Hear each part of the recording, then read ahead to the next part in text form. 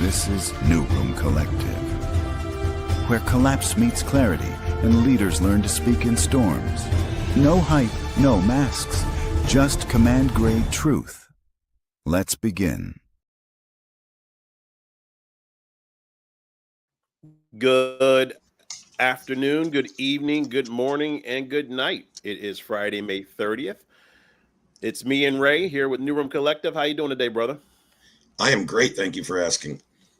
As I said, life has been busy, productive, hectic, and beautiful all at the same time. Yeah, 100%. And that's exactly what I wanted to talk a little bit more about today is how all of this signals that we're getting out here are either really helping us or they're hurting us. As you know, that there's a lot of noise, not just in the marketplace, but in people's personal and professional lives. So that's one of the reasons why we have New Room Collective. It's strictly designed for us to help people become critical thinkers, not critical people. So, and I think that's a big task and a big undertaking. But at the end of the day, we have plenty of people on the other side who are doing it, right?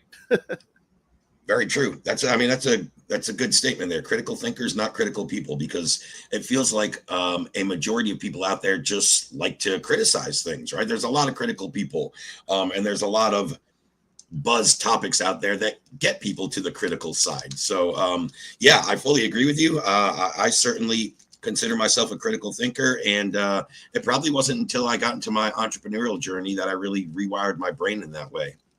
Yeah, 100%. Let's talk about that a little bit, man, because I think that's where people are dropping the ball. I'm actually streaming this on my personal timeline as well. So, as you know, we have a lot of gurus on the timeline as well as some industry players. So, shout out to everybody out here as well who is trying to not only just help people, but really serve people to the highest good with your skills. And one thing we talked about last week that still stuck with me, bro, and I wanted to go into a little bit more detail was what's out here as far as you seeing people in the trenches turning wrenches because there's so much misinformation out here. It's really hurting people in a very, very bad way as far as trust goes. And you're like the calm side of me. That's one way to put it. That's one way to put it. I mean, I couldn't agree with you more about the lack of trust in the market and what's going on out there. But as you said, shout out to, gurus and, high level operators and service providers out there that are really helping people the right way. Because right now, what is the best currency in the market is authenticity, genuineness. It is operating from core values that people want to align with, ethical, integrity based, solution based, always operating in the best interest of who's on the other end of the line, whether you're on a sales call, a Zoom call with a prospect, a client. Are we operating that way always? And is that in the forefront of how we portray ourselves, whether it's in our copy, our content, how we show up on calls and in person? Because you and I both do a bit of hybrid online and offline marketing. I think Yeah. all those things are really, really relevant when it comes to that topic. Yeah, definitely. Let's go super high level on this. How do you see it really evolving over the years? Because here's what I'm seeing in a marketplace that's still a problem. How do we get to this point? You know what I'm saying? We get bad information that's just been passed down, that somebody have an original copy and then the copy got copied, then the copy got copy off the copy. And then through time, we just have all of this noise in the marketplace. I mean, like, really, what do you see? Because matter of fact, you know what, I'll go first because this is a hot topic for me because what's happening that I'm definitely seeing, not just online or offline, is that people are still throwing their whole life savings at gurus out here who are not helping them at all. Like, there's even memes about it right now. If you go on Instagram and you see how people are like, charging $20,000 for a coaching program, and then they just say, "Hey, you're not showing up." It's just like, what are you talking about? Like, I just gave you my life savings. But what I think people need to talk about a little bit more is the other side of the coin. Like, what happens once somebody says yes? Like, how does that affect their personal life, their professional life? Because what I think that the space online misses is the fact that there are human beings on the other side of this. So it's not just marketing and sales, to your point. Like, I love to close, I love to talk to people, but this really affects economies at scale. What are your thoughts? Yeah, I mean, I think you nailed one of the things is the human component that a lot of people overlook, and they think it's all business and just transactional. And that may be a facet of what happens on an interaction, but I don't think that's the primary factor. The primary factor is the human element and just being able to have conversations with people and see if you can genuinely help them overcome an obstacle, reach a certain desired solution or result or outcome. But I think to my other kind of flip side on the take is back to what you talked about with critical thinking and how we got to this point. I think we got to this point by having not a lot of critical thinkers and people that just did what you said. And that's how we got to this point. So a guru created this great coaching program and made $10 million. And then they taught 1,000 students how to copy and paste that formula and make $10 million, but none of them made $10 million. They made fractions of that. And then they taught their students how to make $1 million and they made a fraction of that, and it kept trickling down. So there's just a lot of copy and paste tactics where people never learned the actual strategy and approaches that move the tactics. Really, I don't know a better way to say it, that move the tactics forward. You know what I mean? Yeah, I do. And I'm gonna call it out, man. So if you've never heard of this methodology before, it's called performative messaging. So here's how performative messaging works. Performative messaging is like, hey, I just helped 5 clients make $25,000 in 30 days. Want to know how I did it? Click the link below to learn more, or send me a DM, or do this or do that, right?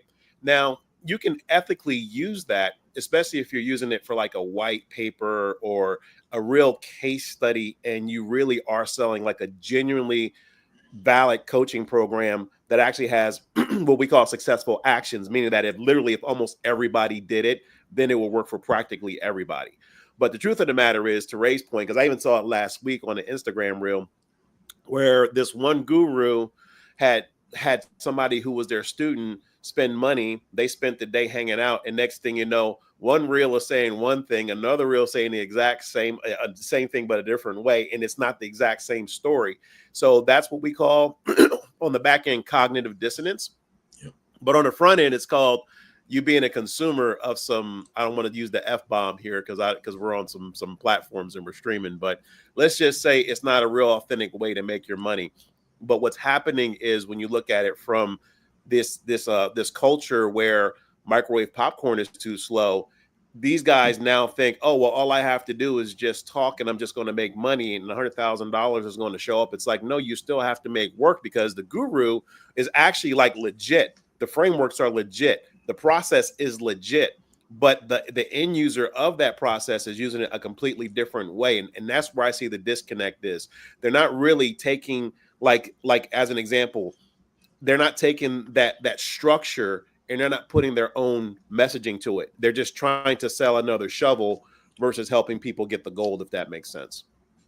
Yeah, no, I would agree. I mean, what you were talking about with that type of marketing, I agree. You can do it. You can do it when it's 100% true and it applies to the masses. But in most of those cases, it's the outlier. Hey, 5 of my clients made 25 grand. The other 30 of them made nothing and paid me money. They don't tell you that part, right? So yeah, if it's a majority, or, I mean, when I do that type of marketing, for instance, I did a live stream yesterday when I went through it on YouTube, and I titled it How I Made My First $1 Million Online Doing These 2 Things, right? That is 100% accurate, and there's no call to action. I give away this information for free.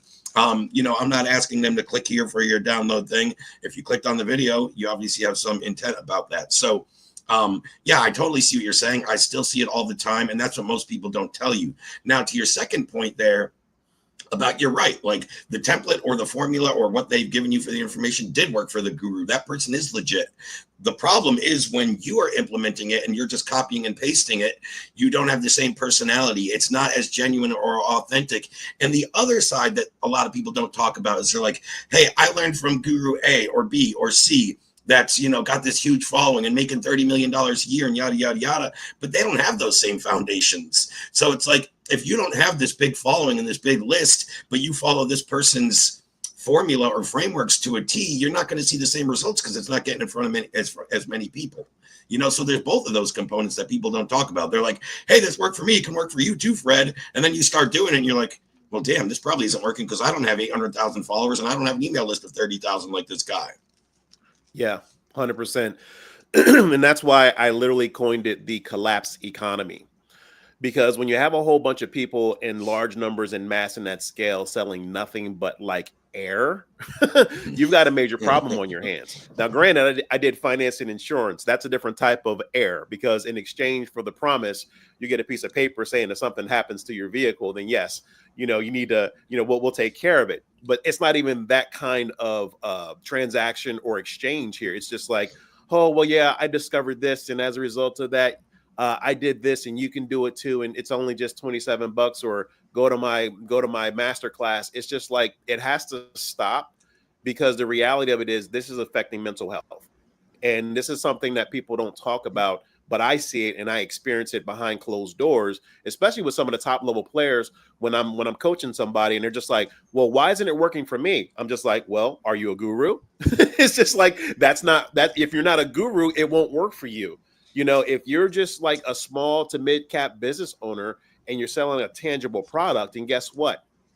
You already have the goods, because you're actually selling something that people can see, touch, feel, smell, taste, hear, whatever, right? But if you're talking about something that's intangible, well, you got to be a little bit more careful about when you're selling things that are intangible. And this is the reasons why the FTC and the FCC and all the other parts of the alphabet are now on the online marketing space, is because, dude, I thought it was bad when I was selling cars. It ain't nothing like how it is online, and it needs to stop, because what's happening is, as a result of that, you have a whole economy that's just not working. People are out of the game, and it's to the tune of trillions of dollars. This is what people don't understand. Like, there's a social media industrial complex, there's the marketing industrial complex, there's the advertising industrial complex. And the crazy thing about it was, a lot of this stuff didn't exist prior to the 90s. But now that we have the internet, a lot of this stuff has accelerated into its own industries. It's codified. So the people who are trying to sell you the shovels at that level,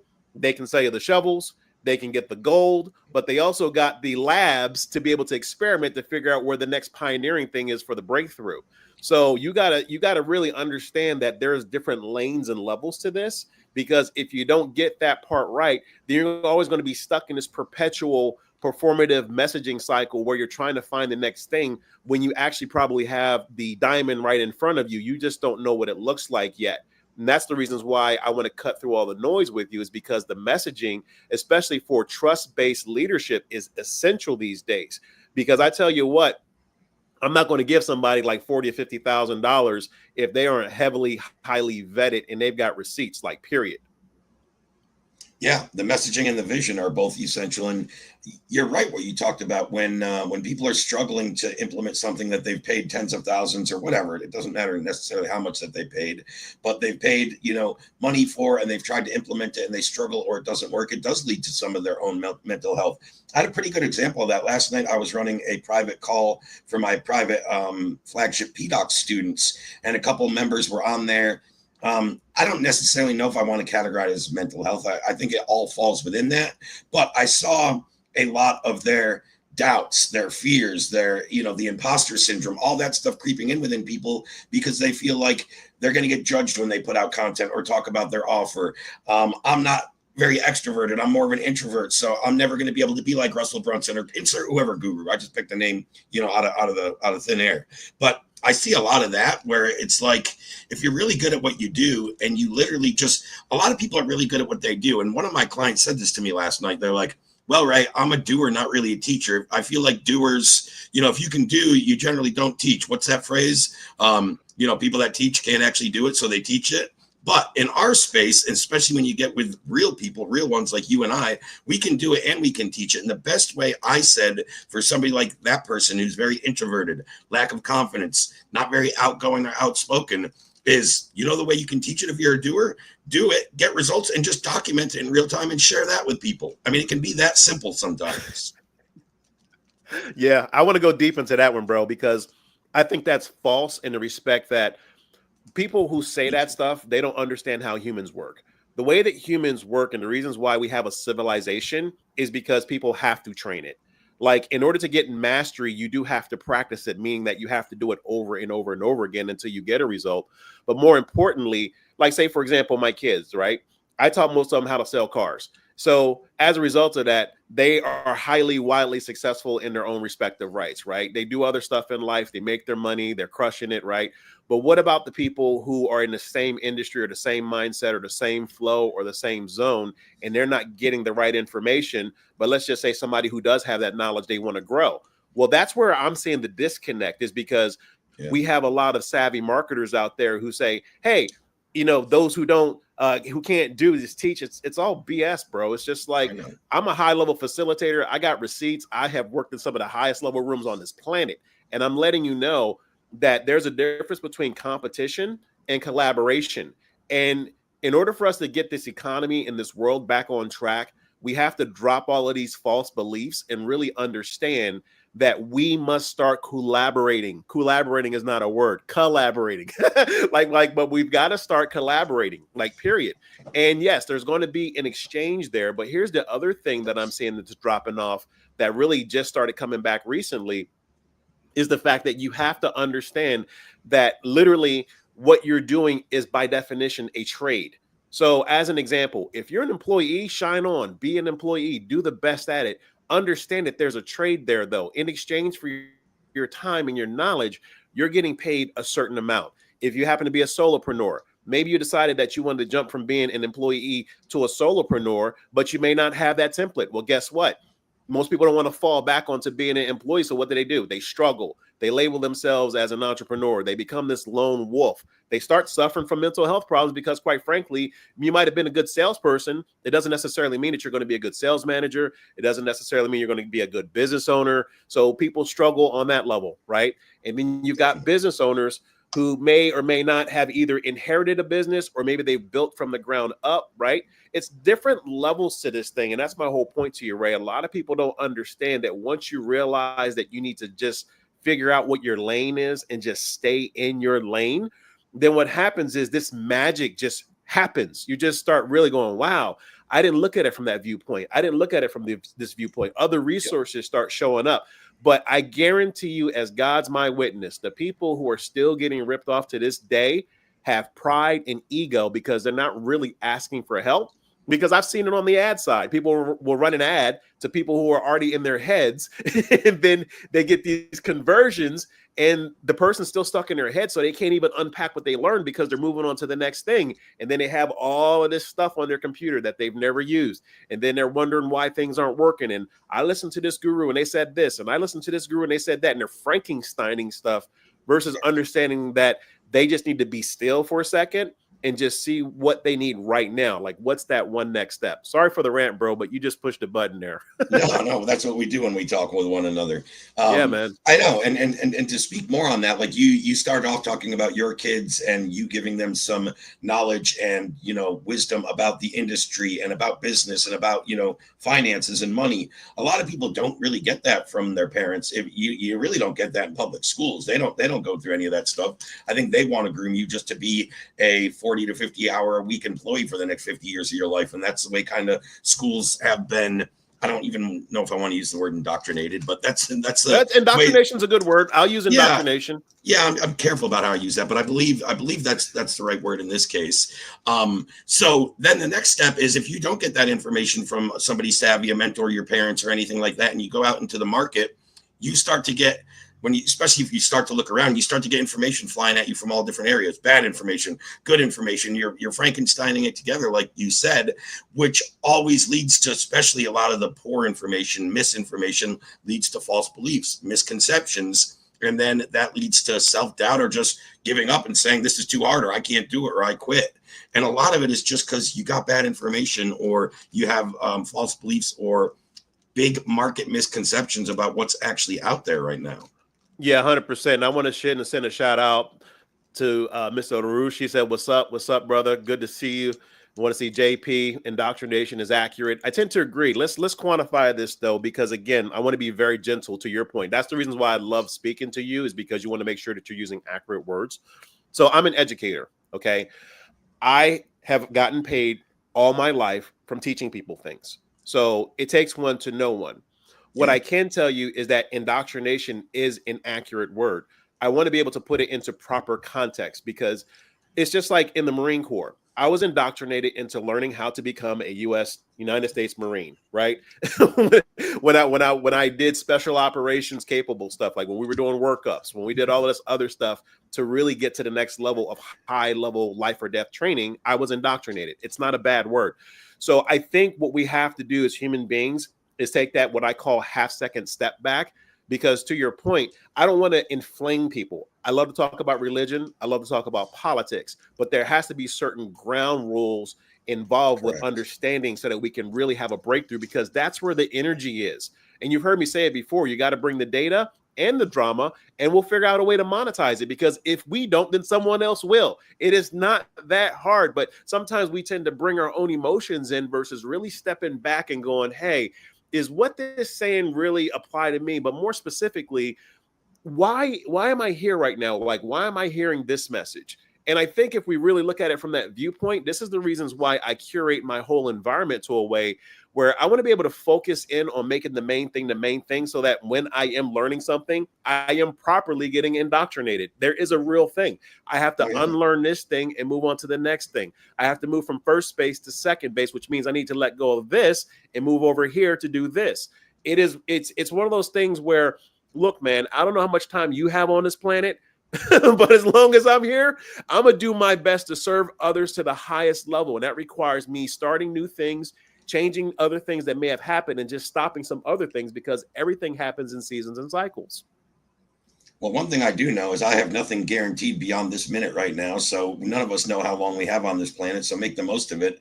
But back to what you were talking about, and that's why I was careful. I think it was the right word too, but I do like to be careful with my words, because you don't want to mischaracterize things.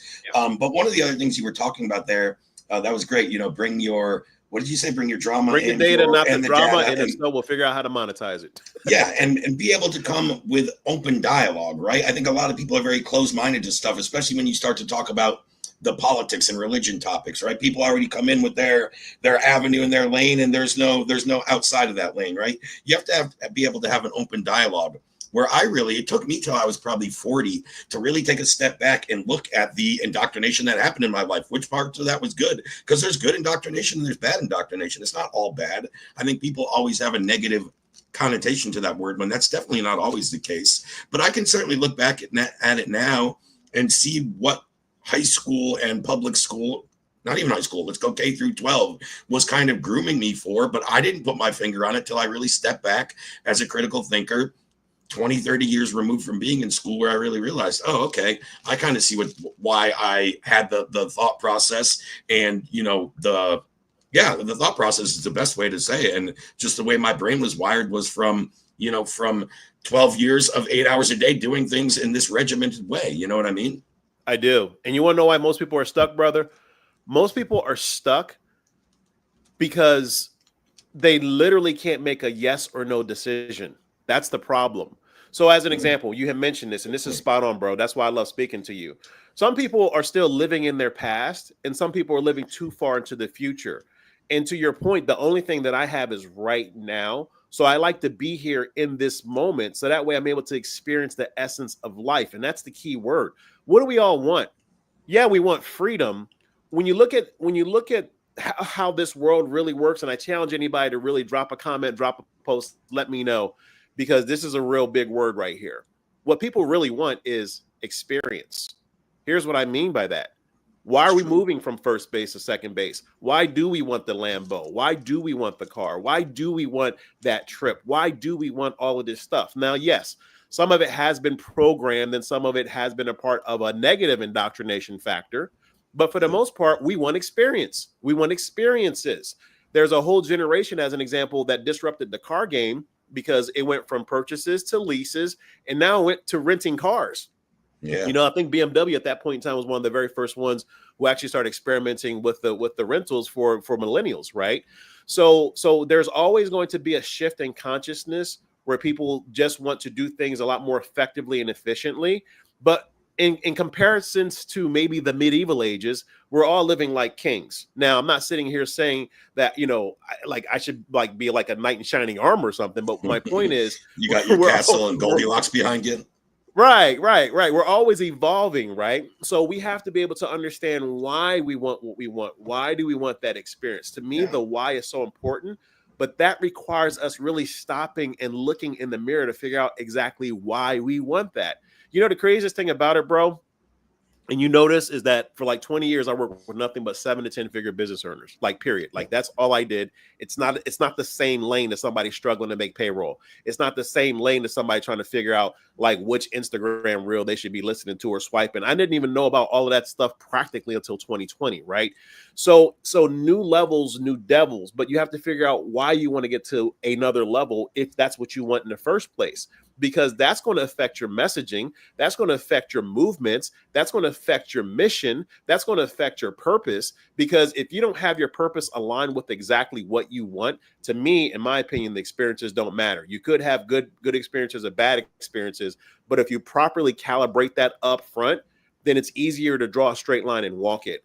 But until you get that done, you're going to be confused just like everybody else. You won't know what a good yes looks like. You won't know what a good no looks like, because to me it's all growth. You're either going to have I negative agree. growth or you're going to have positive growth. Well, you're going to learn from both. You're going to learn from both. But I think you're right. You led off, with talking about indecisiveness, really, and that is a big factor in individuals nowadays. For one, I'm not saying it hasn't always been. I've just been working with people a lot closely in the last 5 years, so that's where I'm making my judgment from. It's certainly a big problem, and I would say, the apprehension or hesitancy to take risks also is certainly a big thing. But I think you could probably agree with me. Almost anybody or anything worthwhile in my life that has really blown up and reached proportions or levels higher than I thought possible, and definitely, people I've worked with, colleagues, students, etc., without some type of level of big risk, they would have never hit that peak, that pier, right? And then going back to what you were saying, like, what are we all craving? Experience. It certainly is, especially if you think about it. And I love the way you laid that out, putting your words together. And with that, experience, what are we all also looking for? Happiness. And this could be different in everybody, but some semblance of satisfaction or fulfillment in your life. I think almost everybody I talk to in some capacity feels, unsatisfied or underfulfilled in their capacity in life. And it's not always about business. I don't want to just tie that down to business, because I've seen a lot of things where the unfulfillment and happiness was all outside of business. They were killing it in business, but the rest of their life was a mess. And it didn't matter how much money they were making, because they weren't enjoying any of it, and they weren't having real, live, visceral experiencing these experiences. You know what I mean? Like you said, they weren't actually present. They were just going through the motions to try to hit the highest revenue goals, to go brag about it to their friends, which weren't even friends when they came back to, which they actually realized. Yeah, 100%. And if It's a you guys vicious are, cycle there, yeah, tracking. And if you guys are really enjoying this, drop us a like, drop us a love, drop us a comment. Let us know exactly what you want to talk about. We did reopen up New Room Collective. Me and Ray have been holding it down for the last 5 years, doing some crazy things, from advertising technology stuff all the way down to basic messaging 101. We have been end to end as far as this game goes. But I also want to drop in a little bit more about the religious side of things, because here's what I've discovered. I want to give everybody who's watching this a bridge today. Because if we don't start talking about things that are highly inflammatory or could be considered highly inflammatory, then it's going to be hard to really get breakthroughs. And this is what I literally talked about at the United Nations. There's 437 trillion with a T dollar deficit that we have as a global family. That's a big problem. So how do we get there? Go back and listen to this. We'll walk you through it. There's a lot of confusion. There's a lot of chaos. There's a lot of misinformation. There's a lot of propaganda. There's a lot of stuff out here that derails you. But that was one of the strengths that we had at New Room, Ray, is that, and I never talked about the successes of it, because that was still a highly experimental environment. But we did have several people who came out the room and are doing really well in the journalism field. They've either started their own YouTube channels. They're actually real journalists. They got their credentials. Yeah. So this is the kind of stuff where I'm telling you guys, if you learn how to think like this and think through the creative and think through what you want, you're going to be able to communicate in a way where you're going to get exactly what you want. And even when I was in the Marine Corps learning a lot of this stuff, the challenge that I saw most people having was that we don't operate at a civilian level with enough discipline to be able to handle these tools. It's almost like if you're trying to fire a rifle, right, versus trying to fire a Desert Eagle, or you're trying to fire a 22 versus a Desert Eagle. I think that would probably be a better analogy, right? They're both guns, but one's way more powerful. It's no different than driving a Toyota versus a Bugatti. They both got wheels, but one of them is an engine that you need a steering wheel to control, like for real.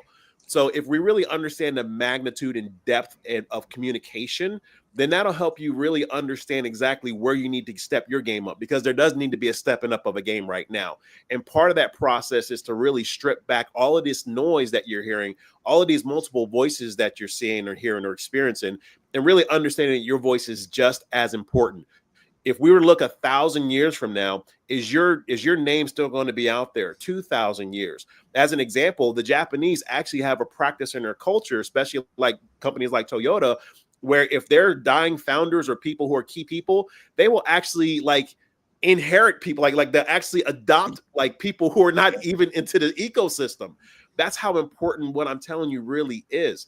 So, but how can you think like that if you're too busy worrying about what your next door neighbor's doing, or you're worrying about what you're seeing on Instagram from like doing a doom scroll? Like, is that stuff really going to matter at the end of the day, if and when you take your last breath? I say if, because literally within the next 4 years, everybody will have the opportunity to reset their clock by 2.5 years. Like, this is science, bro. Anybody can look this up. But again, we're not at that point in time. I don't know when my last breath is going to be. But what I can tell you is that if we work from really getting our purpose, our vision, and our mission together, the rest of the stuff will just show up because it's already been there. You just got to clear your optics. Did I rant, or did that make sense, bro? No, that made a lot of sense. That made a lot of sense. It made sense also through like some people's lens of a legacy perspective. Will people still be talking about you after you pass? Will you leave something for future generations and future people to benefit from?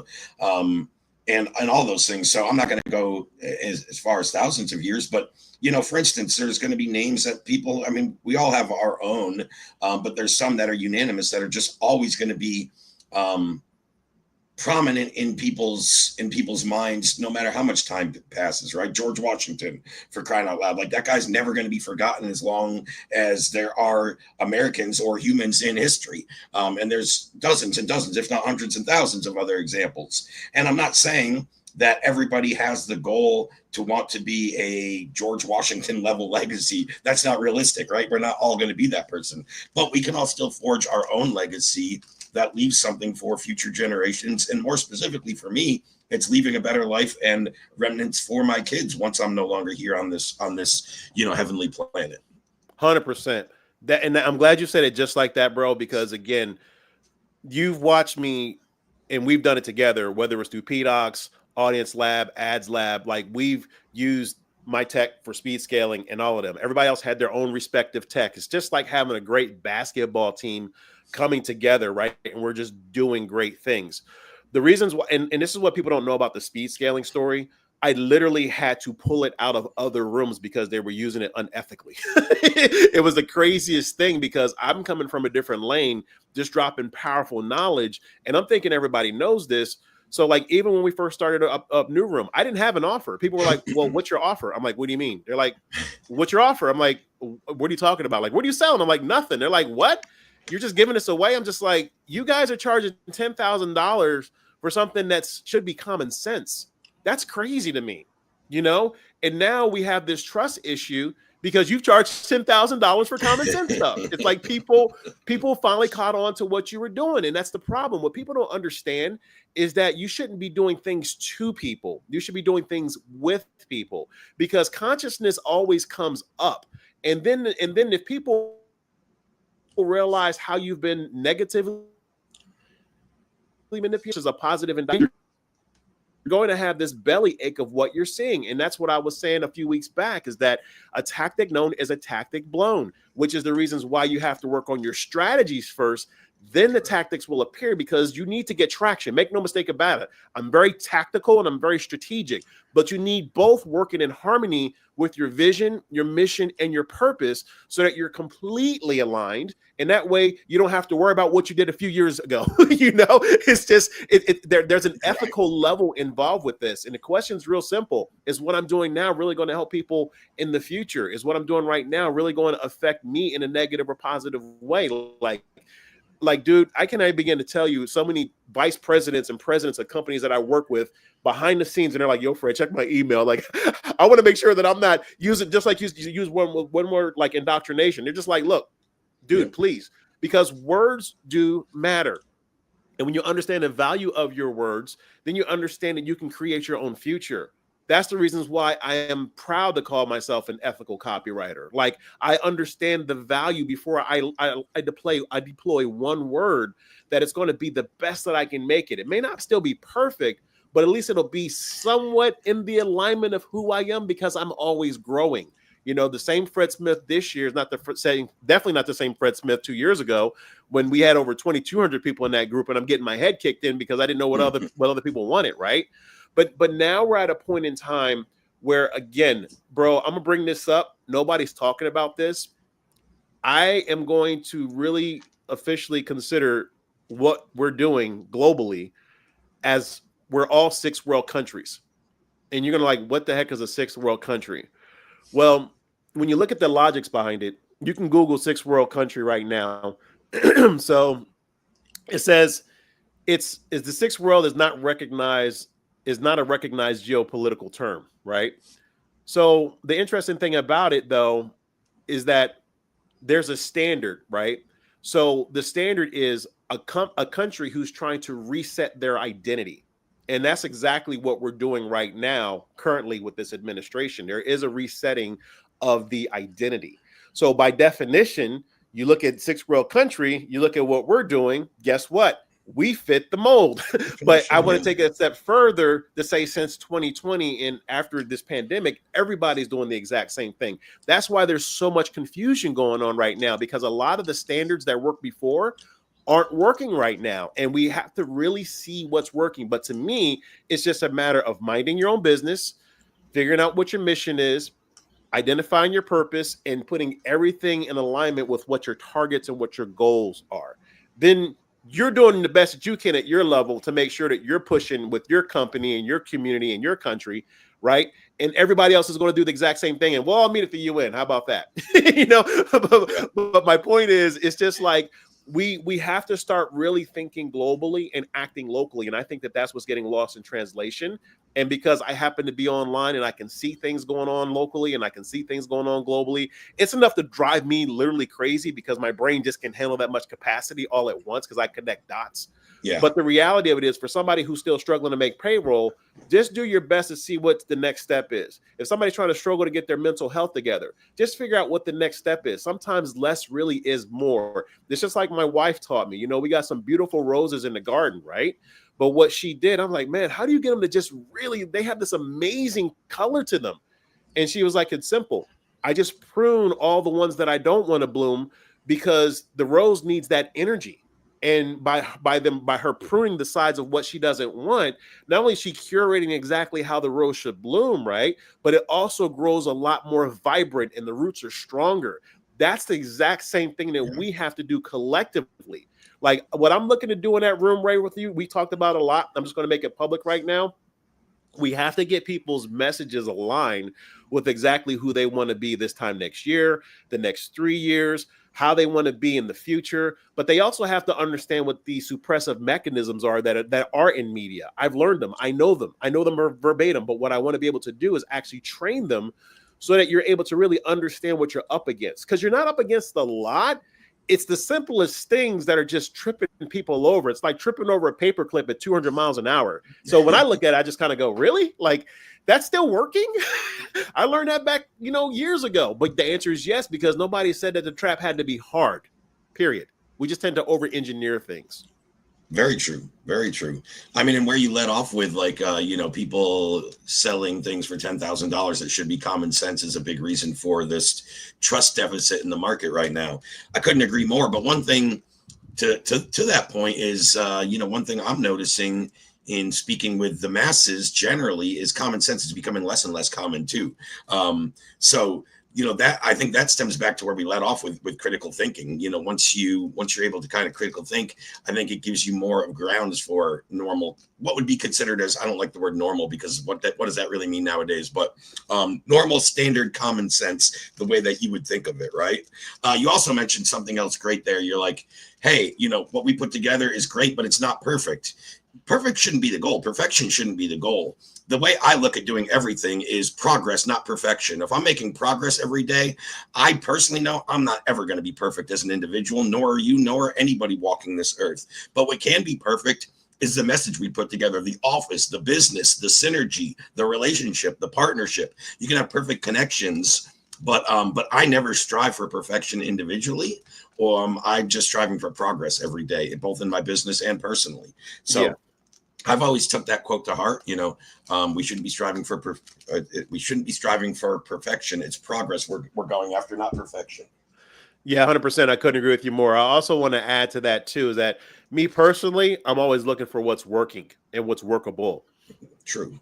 Because that's going to give me the traction that I need to really put my own spin on my life, because my life is different than yours. You know what I'm saying? And the thing about it is, but collectively, we all still breathe the same air. Shout out to Rebecca here. Replay. Let us know. More importantly, let's just really.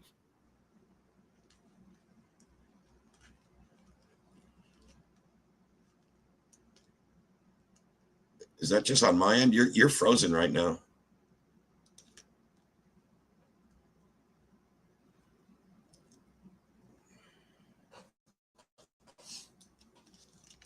I'm not sure what's happening. The live stream's still going, and I still see you, but you're frozen there. I can't see the comments, though, so I'm not sure if everybody's seeing this or it's just something. No, it's got to be with yours because now it's reloading. So, guys, bear with us a second. There you are. Are you back? Yeah, what we're saying is just so powerful, bro. The internet wanted to go out. It's just the big, the internet gods here. But yeah, shout out to the tech companies who really make sure that we've got people who paying attention to us. But yeah, I want to be able to really figure out what are you seeing as far as the vision? What are you seeing as far as what's really missing out here to really connect human beings in what I call that high tech, high touch? Geez, that's pretty a loaded question. What do I see in division? I mean, I think a lot of the division within individuals, or you could take a nation, or you could take the whole world. I mean, I think a lot of the division comes from the information that we're consuming and how we digest it internally. Do we just take it and say, oh, 100%, I agree with that, that's true? Do we check it? Do we look for multiple sources? Do we rationalize it in our brain? Okay, that's a headline there, but that doesn't sound accurate. Let me look more into the story. Or do we just run with everything we see as gold and then go argue and debate about it? So I think that's a big part of it, is really where you're getting your information, how you're digesting that information internally, and how bought in you are into that. It goes back to what I was saying earlier about being willing to come in with kind of an open mind and having an open dialogue and be willing to learn when you engage in conversations and not just always thinking you're right. I think a lot of that is everybody thinks their point is right. Now, it might be right about how you feel, but that doesn't make it objectively true. Something could be subjectively right in anybody's mind, but you have to have objective truths, facts, data to back these things up. Yeah, I agree with you. I want to add to that too. I think the other thing too is that I'm seeing is that most people should just really define what a fact is. Because again, I talked about a few weeks back where people will literally fight for, like, I'm right, you're wrong kind of stuff, right? Yeah. We are all still here breathing for a reason. It's because what we're doing is working to some extent, right? So the reality of it is, what's your definition of fact? What's my definition of fact? Let's go ahead and get that synced up together, because that's the only way that we're really going to get progress. Now, again, I don't agree with everything that Ray says. Ray doesn't always agree with everything that I say. But the thing about it is, we're such critical thinkers that what happens is typically, especially when we're coaching people together, we both get a breakthrough and they get a breakthrough because we see things completely different. And that's how synthesizing works. We're coming together and creating a space where we're able to really take a look at things, break them down, analyze them, discuss them, see what are the emotions behind them, because emotion drives action typically, right? That's the reasons why people buy emotionally and they justify logically. But I like to start on the logic side because, I mean, it's kind of cool that, bridges like work, when I'm going across a freeway. I would have hate to have had that built by emotion. Like it ain't going to last long. It's not going to be strong and durable. It ain't going to last 100 years, right? So I like to look at it from an architect viewpoint. And I think that's where most people miss the mark, is the fact that it's okay that you can have emotions behind certain things. But I'm also an architect where I like to measure twice and cut once. But I also like to have that blueprint. I also like to make sure that vision's working, just like today, like this morning, perfect example. Just to understand, like, if somebody's texting you, how much is really involved with that? As an end user, we're just like, okay, we're just going to push buttons, and then we'll just push a button, and then that message magically goes over to the other side. But somebody had to invent the iPhone. Somebody had to invent the firmware. Somebody had to invent the app. Somebody had to put on their carrier line. Somebody had to have the packets with it. Somebody had to create the security encryption. It's just like so much stuff behind just doing one thing. That's why when I'm literally coaching my clients, I tell them the exact same thing. Like, look, you've got to focus in on one thing. And if you understand how many elements really make that one thing go right, you'll just focus in on one thing, especially when somebody comes up to me and they go, hey, I just want to help everybody. And I'm just like, yeah, I had that conversation yesterday. Sorry, go ahead. Yeah, it's like, how's that working for you? It's just like, well, it's not. Well, maybe not everybody wants to hear from you then now, huh? Not trying to be suppressive about it, but let's just really put some color behind it to understand that until you really get proper optics, because there's a formulation involved with communication, there's a formulation involved with messaging, there's a formulation with running ads, there's a formulation with everything that you're doing. You just have to be able to understand what formula is in your season to be able to apply it at that time. It's no differently than having a Swiss Army knife. Like, it has all of these different functions to it, but you just have to mainly focus in on the base that's holding it all together. Like, just focus in on that part right there. Like, what is your base? What is your mission control? What is going to cause you to really have a solid foundation? And I've seen it all the time, especially when people go crazy. They'll scale ads to the moon, but they don't have their marketing in place. So then it's just like a flagpole where that whole thing just collapses in slow motion. They're still throwing ad spend, but they didn't get a proper solid marketing foundation and maybe one or two next steps after that, because an offer is always shifting. But if you aren't solid in your principles and your beliefs and your convictions, it's just like with New Room. People were like, why'd you go back to New Room? I'm like, New Room is what made all this prolific stuff happen in my life.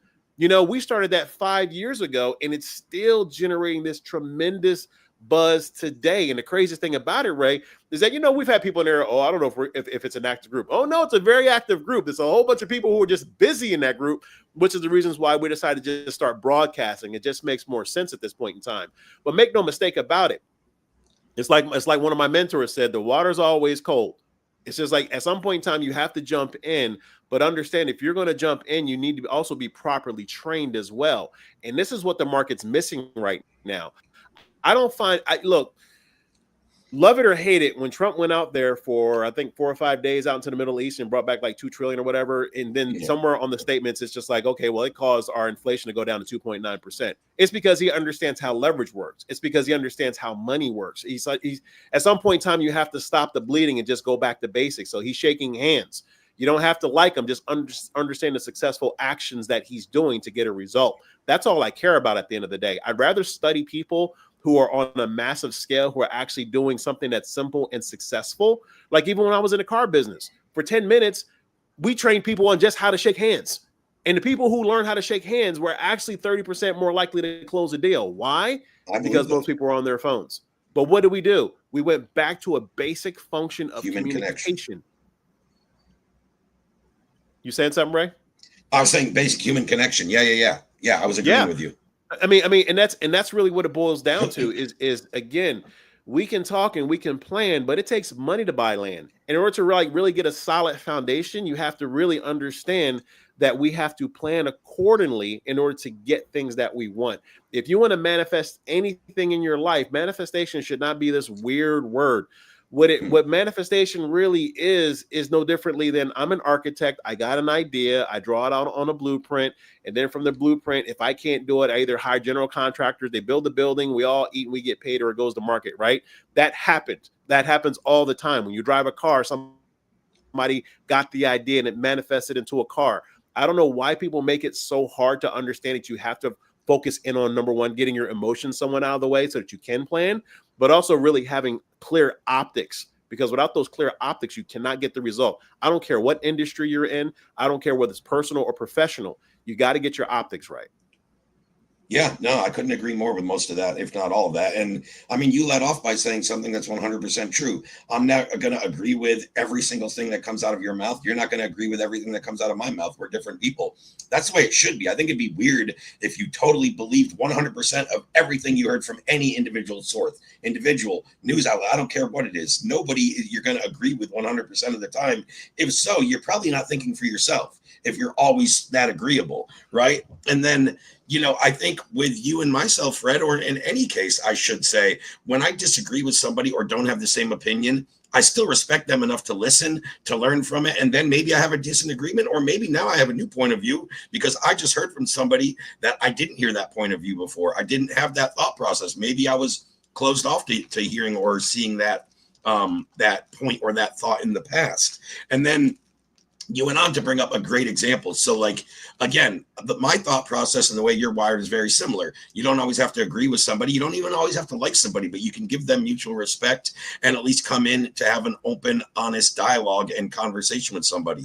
Now, may you agree, may you disagree. That happens throughout the discourse, and you see, but I think then you brought up the example of Trump's trip to the Middle East and what happened there.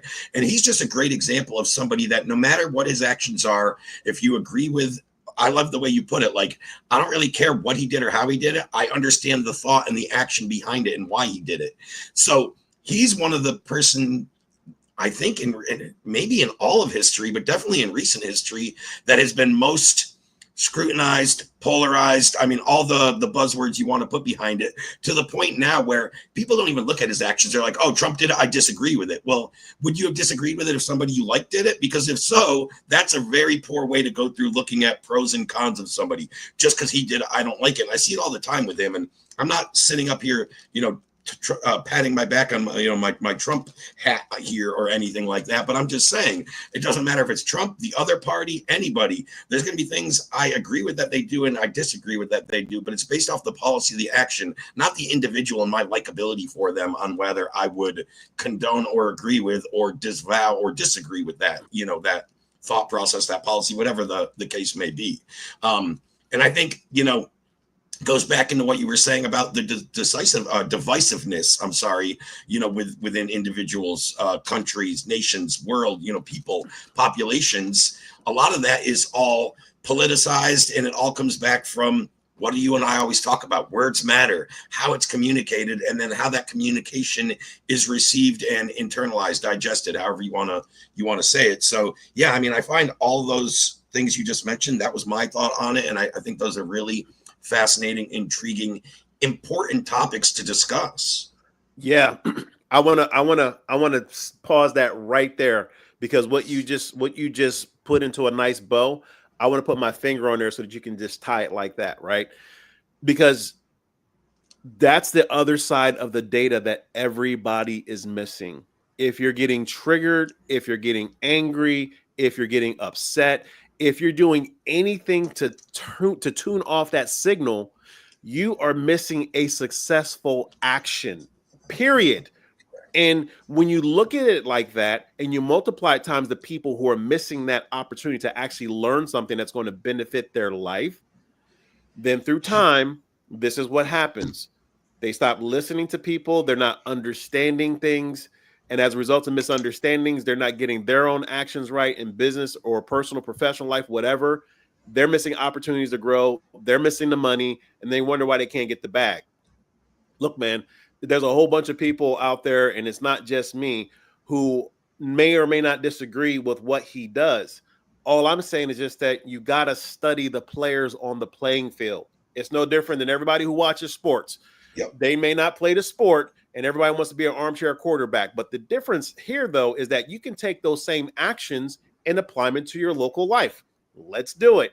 So let's just say you wanted to create peace in your neighborhood, or you wanted to go out there and get more money. What do? Do like he did. Go out there, shake hands, talk to people. If you already have established relationships, go rekindle them. See what's changed since the last time you've spoken. Like, what is so hard to understand about that? And then people talking about they broke. It's like, no, you're not engaging people. It's a communication. It's the communication.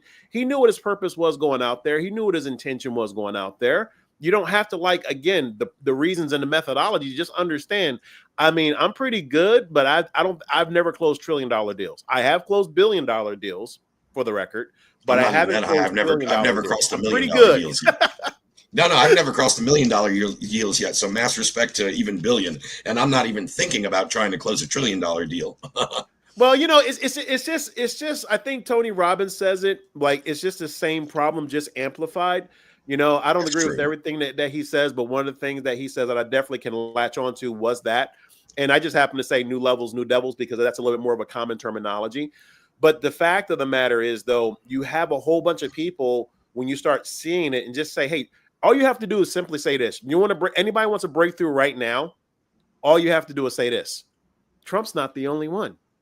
Oh my God, I can shake hands too. Yeah, oh my God, I can close a deal. Oh my God, repeat it to yourself a few times. Yeah. He's not the only one. No.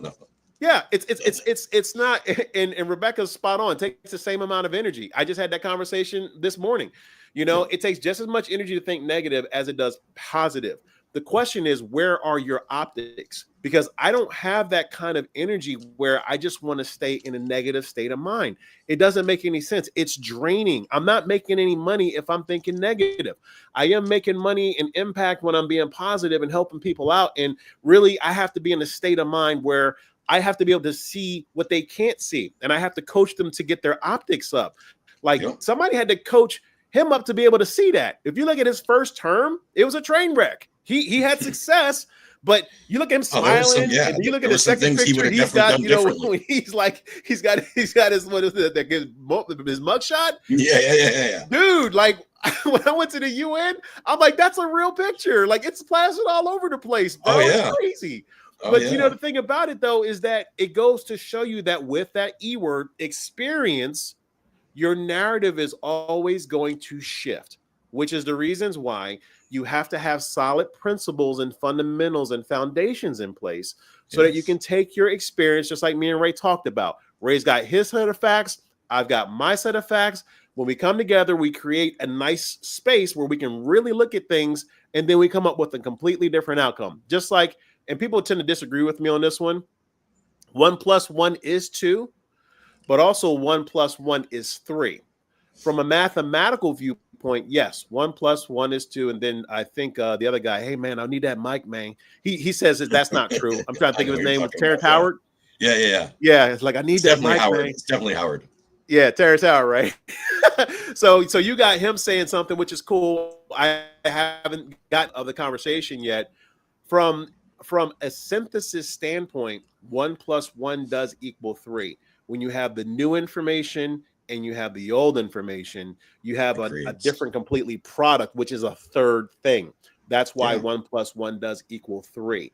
So there's not fuzzy logic here. There's not fuzzy math. This is just straight up how it is when you come together. Why do you think training works? You know, when you're learning how to play volleyball, you've got a coach who may have done it so much. I don't know anybody who's a theoretical coach. Well, I'm talking about from a sports viewpoint, right? Yeah, most have some practical experience at one point or another. 100%, because you have to understand the deep, subtle nuances. And this is what I say even to our advertising clients, is that the conversions are in the nuances. So when you hear a coach saying go deep, that's what that really means. What that really means is you have to study the subtle nuances. Like with me on a communication level, in order for me to close $1 billion deal, and it was literally a handshake deal at that time, it was a 10-year relationship. I understood all the subtle nuances of that person's business. I understood all the complexities. I knew all the pain points. I knew everything about what was going on internally and externally. I knew all the political implications. Like I knew a lot in order to be able to say the right thing at the right time to get that yes. And that's how we have to study our lives. But can you really study your life in a way if you're constantly emotionally compromised, it's pretty hard. You know, Yeah, can you 100%. are you really able to focus if you're continually worried about all of these things versus just making the main thing the main thing? This is the reasons why speed scaling works from a very high level, is because it's literally drawing a straight line and walk it. We got so much information out here. How was I able to really see one guru and that guru's student together in the same day within minutes? I don't know if they posted at the exact same time, but do you know how many reels are out there?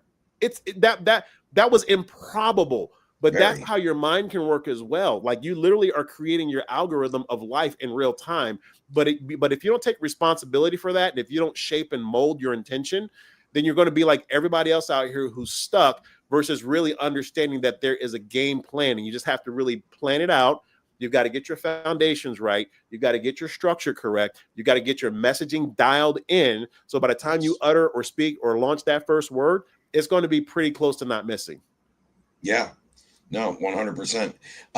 And you were saying something there about, like, it takes about the same amount of energy, whether you have a positive or negative outlook on things. One of the things, anybody that's heard me speak before, or students, or, you know, attended any of my, you know, trainings or live streams or whatever, you know, something that I have embedded into, I guess it's wired into my mindset and how I think, but like, I show up every day, and there's two things people can't stop, no matter what's happening in the outside world: politics, weather, freaking internet goes down. People cannot control my attitude and my effort that I show up with every day. So I can damn sure show up with a positive attitude and put all my effort into my objective that day, whatever that may be, whether it's taking calls, whether it's writing copy, whether it's reviewing clients stuff like you and I do so often. You were talking about CEOs and vice presidents sending you over something. I had 2 business owners send me over some of their email and their landing page before they wanted to launch it, because they wanted my feedback before they actually, you know, put it in front of their market, which, you know, you and I get a lot. But yeah, I mean, I think if anybody can start to operate on that way, if you just wake up every day and say, hey man, no matter what happens in outside of my control today, nobody can control the effort and the attitude that I bring into, you know, how I approach my day and everything that goes with it within that. Yeah, 100%. And I'm going to add to that, take a quick commercial break to say, go to speedscaling.com if you want to get the notifications of the updates. As you may or may not know, me and Ray actually have a real agency with a capital A. It's called the Power Agency. And the whole purpose of that is to really empower you personally, professionally, because they all have this loop that me and Ray have really talked about for a long time. You know, he's gotten access to PDOC's methodology, which is pretty spot on. I've got my high level military stuff, which is definitely spot on. So between both of us working with you and really trying to help you with your messaging and your offer and your positioning, I think we're qualified, because quite frankly, if we can't help you, we let you know. Like, we have turned people down. Like, it sucks, but there's a certain criterion that we're looking for. So, but we're also going to probably, I don't know how soon we're going to be ramping speed scaling down, because I told people it's not marketing hype and tactics with me. If I say we're shutting something down, chances are we're shutting something down, because we have to really focus in on the agency side of things, because as we're growing and expanding out here, it's just been crazy. And that's one of the reasons why we have this broadcasting format now. So go to speedscaling.com. Get on the list. I don't know how long I'm gonna have that list up. I'm doing my best to actively ramp it down, but we got so much stuff over there, bro. It's just like, so, but we'll figure it out. But getting back to the actually what's at hand right now, as far as people, because we also have the DM Setter Academy. What are you seeing out there as far as communication on the actual ground level for people trying to make offers? Because I'm still getting hit up with people who don't understand the basic elements of communication that we're talking about, and it does affect, you know, as far as personal and professional performance. Anything else you want to speak to that on that on?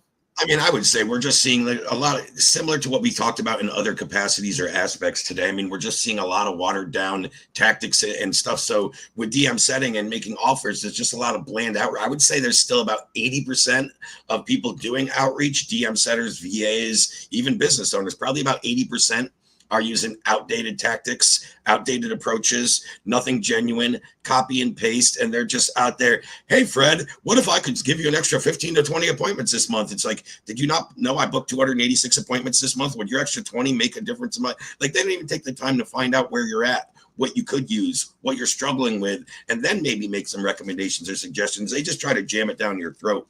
which I think is a big problem. And Fred, I know we normally block out 2 hours for this time. I told you there were going to be certain Fridays where I had to cut out early for stuff with my daughter. Today's one of them. I'm actually going a little over. Today's our softball finale. It's the last game of the season. So that was a short season, as I told you. For 2 months, though, I get pretty involved in that, and I have to cut out of certain meetings early and stuff. Today's the last one, so I got to really get jumping soon. I just wanted to at least try to wrap up and get to a good conclusion point. Yep, I appreciate that, brother. I'm with you as well. Up until about September, October, me and Ray are going to be cutting this short because we both got a lot of stuff going on, but we always tend to be in alignment with this. So, and that's actually, I was about to wrap up anyway, brother, because here, the reason why I brought that up is because moving forward, if you're having a problem with your offer, your service, your messaging, whatever, doesn't matter, personal or professional, as long as it has to do with messaging and us really helping you get a breakthrough, let us know. We do want to have you on the show. We want to be able to help you out. I don't care if it has something to do with ad spend or media buying. You just let us know, because we're in all those lanes. And quite frankly, we haven't trained all the gurus, but we've trained enough of them. And I personally have over 4,000 agency experience over as far as just training, and so does Ray. So what we want to be able to do is to really wrap this up and just say, if you're struggling, that's going to be our highest and best offer right now. We'd rather show you live online if you're willing to do that.